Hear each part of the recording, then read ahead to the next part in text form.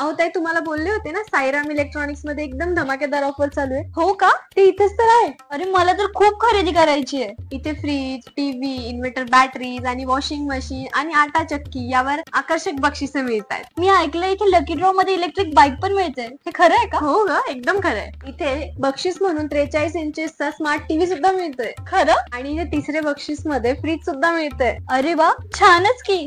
आणि इथे चौथे बक्षीस वॉशिंग मशीन सुद्धा मिळते. आणि गिरणीचे चक्कर मारायचा तर प्रश्नच संपला. बक्षीस म्हणून आटा चक्की सुद्धा मिळते. अगं पण ही ऑफर कधीपर्यंत आहे? ही ऑफर 30 नोव्हेंबर 2025 पर्यंत आहे. आणि हा लकी ड्रॉ सोडत आहे 11 डिसेंबर 2025. तसेच सर्व प्रकारचे फायनान्स सुविधा पण उपलब्ध. आमची खरेदी तर झालीये. आता तुमच्या खरेदीचं काय? आताच भेट द्या साईराम इलेक्ट्रॉनिक अँड बॅटरीजला. पत्ता खरेदी विक्री संघ, व्यापार संकुल, Nagar Manmad road, Rahuri. Sairam hospital test tube baby centre. मी डॉक्टर स्वप्नील माने, स्त्रीरोग, वंध्यत्व व दुर्बीणद्वारे शस्त्रक्रिया तज्ज्ञ. आमच्याकडे दुर्बीणद्वारे शस्त्रक्रियेसाठी लागणारे सर्व अत्याधुनिक उपकरणं अवेलेबल आहेत. त्यामध्ये 3D 4D कॅमेरा, तसेच रुग्णांना 10 ते 20 ml रक्तस्राव होतो. पेशंटला खूप आरामदायी ऑपरेशन होतं. सूक्ष्म आजार बाहेर काढले जातात. 10 पटीने पेशंटच्या अवयवांचं निराकरण करता येतं आणि आजाराचं उच्चाटन केलं जातं. साईराम हॉस्पिटल, लॅप्रोस्कोपिक सेंटर आणि test baby centre, court area, Bhagyashree हॉटेलच्या पाठीमागे, राहुरी. शिक्षण संस्थेमध्ये भ्रष्टाचाराचे खोटे आरोप करून मानसिक त्रास देऊन शिवीगाळ आणि दमदाटी करणाऱ्या संस्थेमधील सभासदांच्या जाचाला कंटाळून आत्महत्या केल्याची घटना नेवासा तालुक्यात घडली आहे. सदरची घटना नेवासा तालुक्यातील खरवंडी या ठिकाणी घडली आहे. आत्महत्येस प्रवृत्त केल्याप्रकरणी नेवासा तालुक्यातील खरवंडी येथील 7 जणांच्या विरुद्ध शनिशिंगणापूर पोलीस ठाण्यामध्ये गुन्हा दाखल करण्यात आला. याबाबत मयत केशव आनंदा थोरात यांचा मुलगा अरुण थोरात यांनी फिर्याद दिली आहे. त्यामध्ये म्हटलंय की 10 नोव्हेंबर रोजी केशव आनंदा थोरात हे घराच्या शेजारी असणाऱ्या कांद्याच्या शेडमध्ये गळफास घेऊन त्यांनी आत्महत्या केली. याबाबत शनिशिंगणापूर पोलीस स्टेशन इथे अकस्मात मृत्यूची नोंद करण्यात आली आहे. मात्र घटनेच्या 2 दिवसांनी फिर्यादीचे वडील मयत केशव थोरात यांच्या फाईलमधील लिहून ठेवलेले कागदपत्र पाहिले असता त्यामध्ये आत्महत्या केल्याबाबतचं पत्र फिर्यादी अरुण थोरात यांना सापडलं.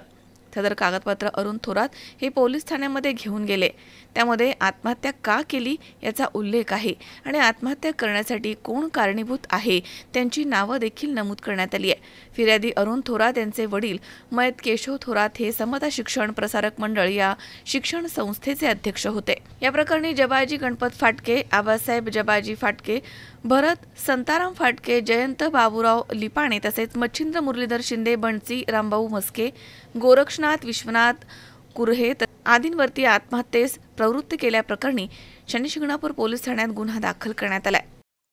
माझे नाव अरुण केशव थोरात, मुक्काम पोस्ट खरवंडी, तालुका नेवासा. माझे वडील केशव आनंद थोरात समता शिक्षण प्रसारक मंडळाचे अध्यक्ष होते. त्यांनी 10 तारखेला सोमवारी सकाळी 6च्या सुमारास कांद्याच्या शेडमध्ये गळफास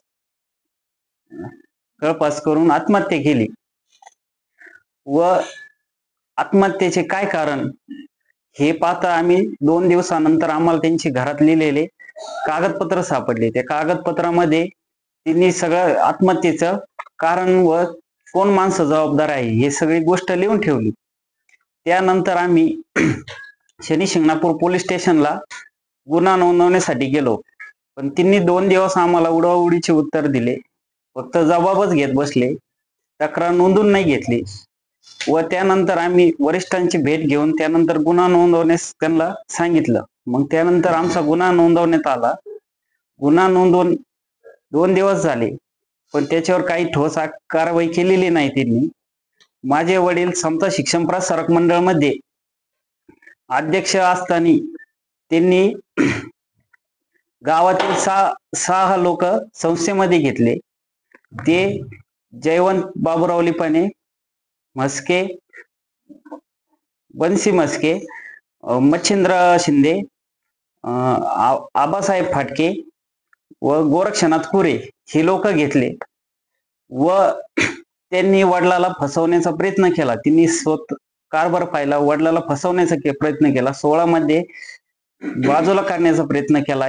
यामध्ये बाजूला करण्यासाठी सर्वात जबाबदार जाबाजी गणपत फाटके हे 6ला हाताशी धरून बाजूला करण्याचा प्रयत्न केला. त्यानंतर वडिलांनी वडिलांचे कामकाज पाहिले व 22-23 मध्ये समझोता करण्याचं ठरलं. समझोता फक्त कोणत्या कारणास्तव ठरलं की कॉलेज 60% अनुदानापासून वंचित आहे. त्या अनुदानामुळे वडिलांनी कॉम्प्रोमाइज करायचं ठरवले. मग जे वरिष्ठ पुणे आयुक्तामध्ये 6 अपील दाखल केले होते ते सर्व मागे घेण्यात आले.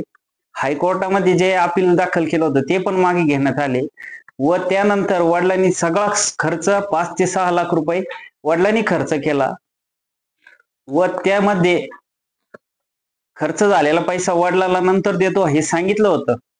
आणि त्यानंतर वडिलांनी वारंवार पैसे मागितले. ते उडवाउडीचे उत्तर द्यायचे, शिवीगाळ धमकी द्यायचे. त्यांनी पैसे नाही दिले वडिलांना. आत्महत्या करण्यास उलट प्रवृत्त केले. त्यांची मानसिकता बिघडली. 1 वर्षापासून वडील हॅरेसमेंट मध्ये होतात. त्यांची पूर्ण मानसिकता बिघडली. मानसिकता बिघडल्यामुळे वडिलांवरती आत्महत्या करण्याची वेळ आली. यांच्या मागे कोण मोठी हस्ती आहे याचा पण विचार सर्वस्व व्हायला पाहिजे.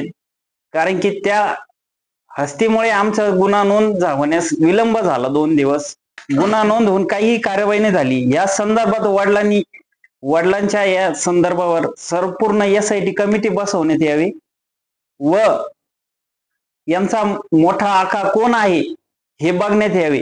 आणि स्पॉट पंचनामा सुद्धा व्यवस्थित पोलिसांनी केलेला नाही. पोलिसांकडून कोणतंही सहकार्य आम्हाला मिळालेलं नाही. यासाठी आम्ही न्याय मागत आहे. या 7 लोकांकडून आमच्या जीवास धोका आहे व पोलीस प्रशासनाने त्यांच्यावर त्वरित कारवाई करून अटक करण्यात यावी ही आमची विनंती आहे. व या घटनेमागे वडिलांनी मोबाईल मध्ये काही दिवसापूर्वी त्यांची सुसाईड ऑडिओ पूर्ण हे 7 लोकांचे नाव घेऊन त्याच्यामध्ये रेकॉर्डिंग करून ठेवलेले आहेत व पूर्ण त्यांच्या हस्ताक्षरामध्ये दस्तावेज लिहून ठेवलेले आहे व ती ओरिजिनल मूळ प्रत पोलीस स्टेशनला जमा करण्यात आलेली आहे. एवढं सगळं रेकॉर्ड क्लिअर असून सुद्धा पोलीस खातं याच्यावर काही ऍक्शन घ्यायला तयार नाही व आम्हाला न्याय देण्याचा प्रयत्न करत नाही. शंकर नाबदे, C24 तास, निवासा.